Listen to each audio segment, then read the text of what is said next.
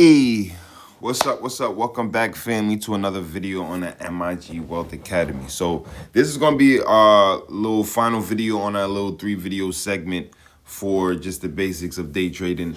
In this final segment, we are going to talk about trend lines. Trend lines to me are probably one of the most important things. So those are the 3 important things: are the trend lines, the support, and resistance. Once you learn how to identify and make proper support and resistances and trend lines, you will be that much more profitable. You become profitable if you're not already, because you will understand the basics and why whatever is doing whatever it needs to be doing, based off of the trend line. All right. So similarly to support and resistance that we finding on a horizontal plane, with the trend lines, we're kind of setting up a similar vibe with support and resistances. So you can have a support and resistance trend line. I usually choose to use one, which is usually either going to be a support if it's on a buy, or usually the resistance trend line if it's on a bearish or a sell.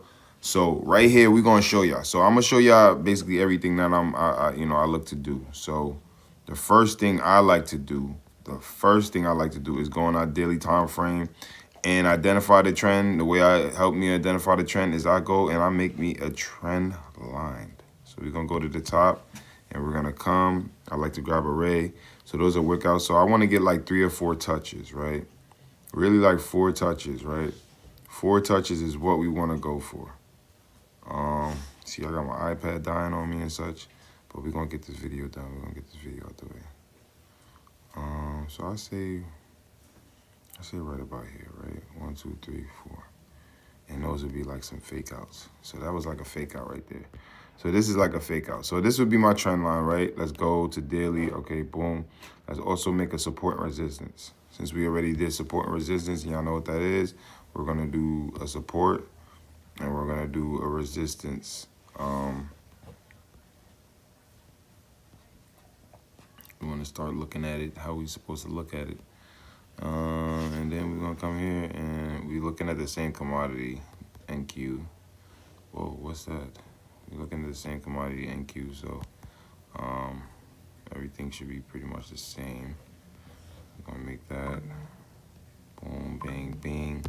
Trend line. So now we got our support, resistance, and our trend line. So this is how we make our trend line. Then we drop down to our 4-hour to really kind of polish it up, you know, if we want to polish it up. But as we can see here, our trend line started to get broken right here, right around here. So that's the 4-hour time frame, right? So we're gonna drop that to an hour,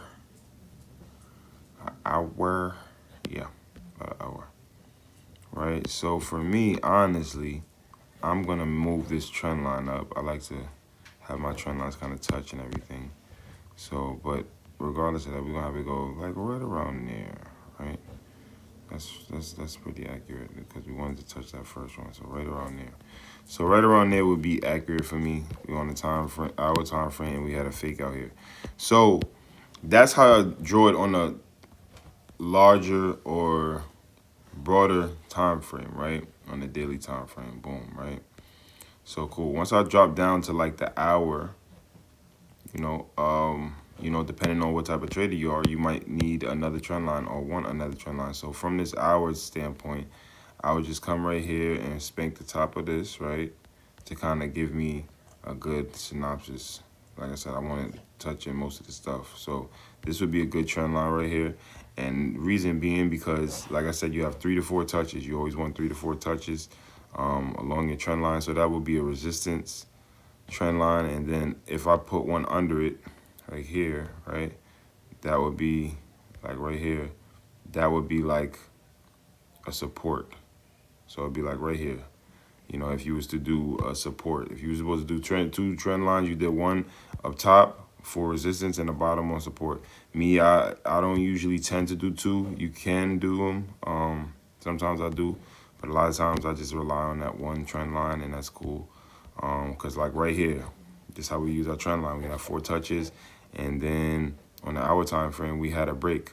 Once we have a break and a close on the hour time frame, for me, once I have a break and a close on the hour time frame, that is a solid confirmation that we have a change of trend. So once we seen this break, now we could confirm that we got a change of trend.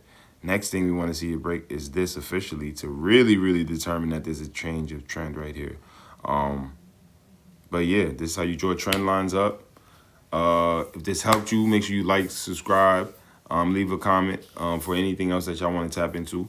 But appreciate everybody that's tapped in and watching the videos. But peace and love and make it great. And y'all see y'all on the next video.